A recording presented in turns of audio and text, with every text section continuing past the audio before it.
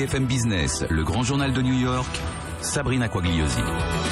Sodeclic se lance à la conquête du marché américain. Le spécialiste français de l'e-learning en bureautique dans le cloud vient d'ouvrir une filiale à New York. Xavier Silon, bonjour. Bonjour. Vous êtes le CEO, donc PDG cofondateur de Sodeclic. Avant de parler de vos ambitions, de votre nouvelle étape ici aux États-Unis, vos ambitions internationales, retour quand même sur votre histoire et ce que vous faites aujourd'hui. Vous vous êtes lancé, je crois, en 2007. Votre but, aider les salariés à maîtriser les applications qu'ils utilisent tous les jours. C'est ça. On est encore une start-up. On a plus de 7 ans maintenant. Donc, depuis notre création fin 2007, on a développé une solution de formation en ligne dans le domaine de la bureautique. Notre métier, c'est d'aider les organisations à développer et maintenir les compétences digitales collaboratives de leurs salariés. Et le cloud. Comment ça marche concrètement? Concrètement, c'est une plateforme en ligne, full web, auquel accèdent les utilisateurs, donc soit avec les outils de leur entreprise, soit avec leur propre login mot de passe. Puis ils accèdent à notre catalogue de formation. On produit nous-mêmes, on en a plus de 20 000 en 6 langues sur à peu près 300 logiciels. Donc ils peuvent se former, ils font des exercices, ils peuvent s'évaluer.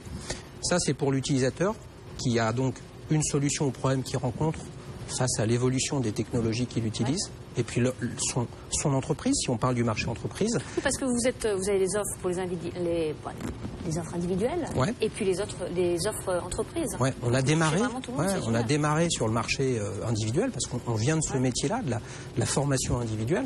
Mais on a une forte croissance. On a fait plus de 1500% de croissance depuis notre création. On a fait 1,4 million. C'est pas mal, mais on essaye de mieux faire et de voir plus grand. Les entreprises, elles ont besoin, c'est d'outils de reporting qui leur permettent de mesurer comment leurs salariés deviennent plus performants avec ces outils, puis surtout de baisser leur coût de formation et de former beaucoup plus de monde. Qu'est-ce qui vous fait performer, surperformer par rapport, parce que vous n'êtes pas le seul sur ce segment, j'imagine. Quel est votre plus à vous? Alors, d'abord, on vient de ce métier-là. On a une solution qui a beaucoup de technologie, mais notre métier au départ, c'est de former des utilisateurs individuels. Beaucoup de gens croient que la bureautique, tout le monde sait faire, tout va bien, etc. Toutes les études, c'est pas du tout le cas, et ce sera de moins en moins le cas. Le scénario classique d'une entreprise. C'est de plus en plus compliqué, il y a de plus en plus de choses. Alors, ça oui, et la deuxième raison, c'est que la vitesse à laquelle évoluent les technos, le scénario classique d'une entreprise, c'est j'ai une version de ma suite bureautique, Office par exemple, et je la change tous les 5-6 ans. Le cloud va multiplier le nombre d'applications à savoir utiliser et les mises à jour vont se faire annuellement, semestriellement, trimestriellement, et c'est plus l'entreprise qui va décider à quel rythme ça évolue. Donc face à ça, elle recherche des librairies digitales dans plein de domaines, pas que dans la bureautique, et nous c'est ce qu'on leur amène en plusieurs langues, français, anglais, espagnol, mandarin, allemand et portugais du Brésil. Et donc si on regarde au niveau du modèle, vous offrez, alors c'est quoi, c'est au cas par cas ou vous offrez donc des cours et on peut choisir après? C'est un modèle d'abonnement, all you can eat, comme diraient les Américains. Ils ont accès à tout. Une entreprise qui fait appel à nous, elle a un abonnement annuel ou pluriannuel. Tous les salariés ont accès à la solution. C'est en sens où ça peut être considéré comme un MOOC. C'est un abonnement pour 1 an. Et tout ce qu'on va rajouter comme fonctionnalité, comme features, comme nouveaux modules, c'est inclus dans le prix. Donc comme les technos, elles évoluent, les besoins sont de plus en plus récurrents. Donc on est sur un pur modèle SaaS. En 2013, par exemple, sur notre 1,4 million en termes de chiffre d'affaires, on avait 79% de repeat.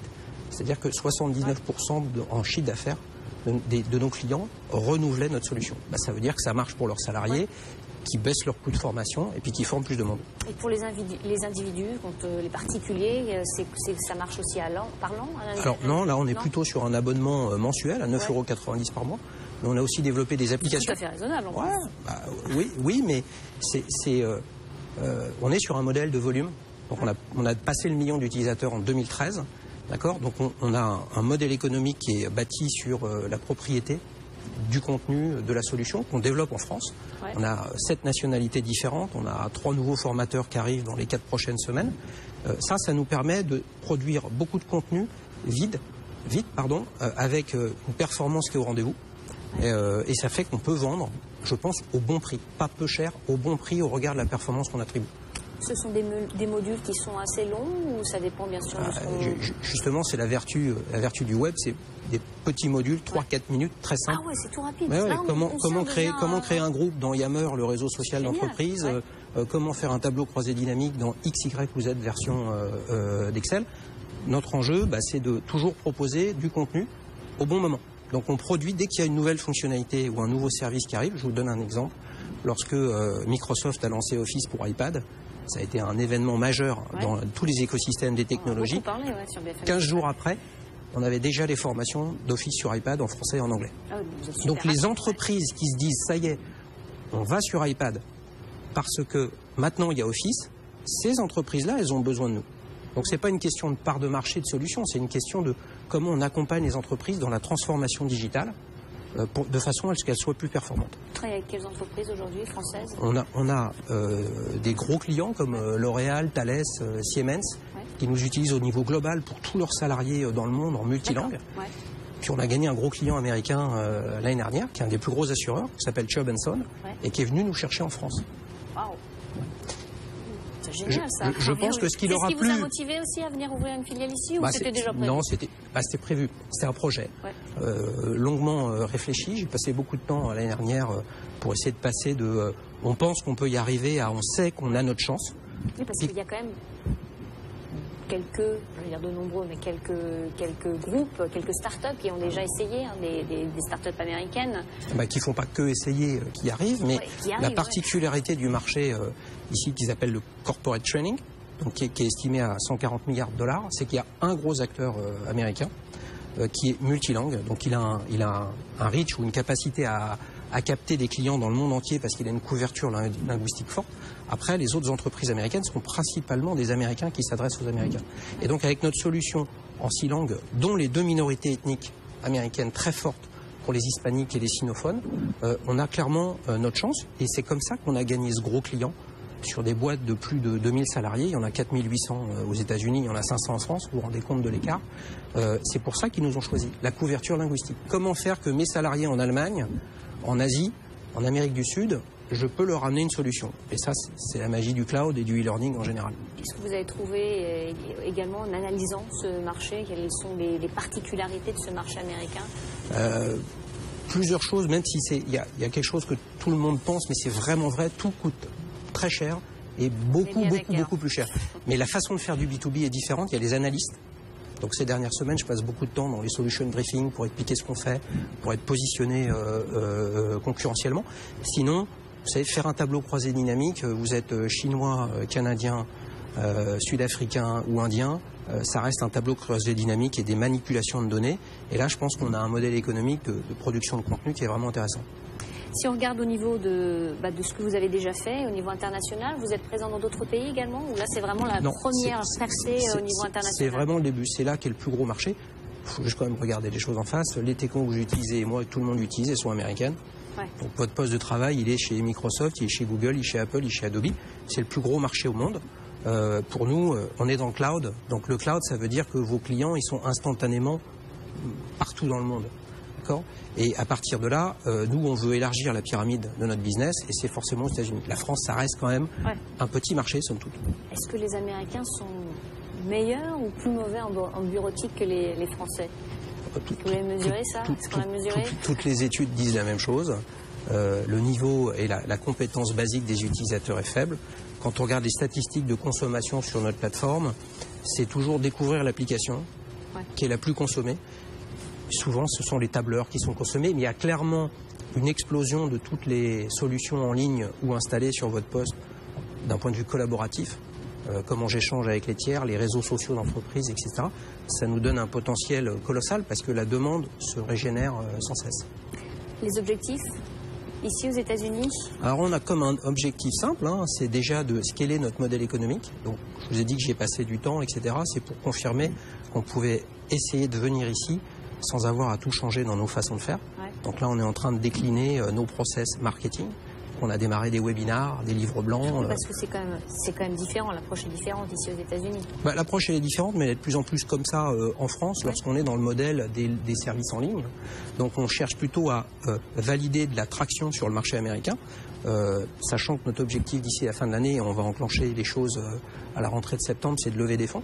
Donc en parallèle, de démontrer qu'on arrive à dupliquer notre modèle français vers les États-Unis et puis lever des fonds pour se lancer cette fois-ci de façon significative avec des équipes plus importantes que celles qu'on a développées aujourd'hui.